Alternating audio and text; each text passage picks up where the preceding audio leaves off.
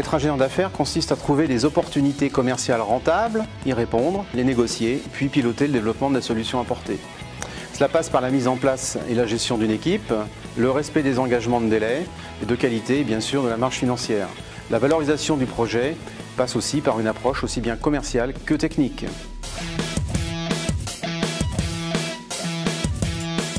L'ingénieur d'affaires doit avoir le sens de la communication, du commercial, un esprit de synthèse et de la rigueur. C'est un métier complet qui a bien évidemment sa part de stress, mais dans le bon sens du terme.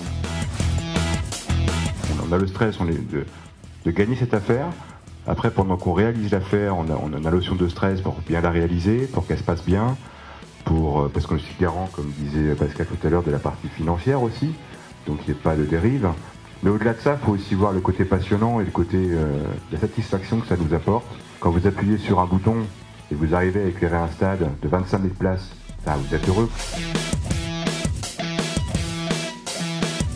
C'est une formation qu'on fait vraiment à deux, l'école et les entreprises. Donc chez nous, ils viennent travailler tous les fondamentaux et ils sont mis en situation de cas et d'études de projets en permanence. Et donc ils ont en complément donc 1 an de stage qu'ils vont réaliser sur les 3 années. La première année étant maintenant obligatoirement faite en stage à l'étranger. Ils doivent mener 4 mois de stage en 2e année et 5 mois en 3e année, mais là, dans la même entreprise d'accueil, puisque là, on est sur un projet commercial complexe. Vinci Énergie s'est engagé avec l'école depuis le début.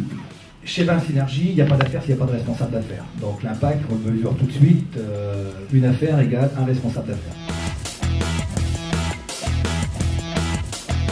Nous formons des jeunes qui ont déjà un premier bagage technique pour aller vers la filière industrie ou généralistes pour aller vers la filière service.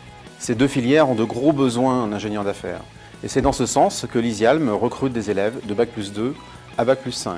L'école existe, elle est prête à vous accueillir, il y a de la place, le recrutement est un peu sévère, Véronique, on en a parlé bien des fois, et maintenant, l'école a les bras ouverts pour vous accueillir.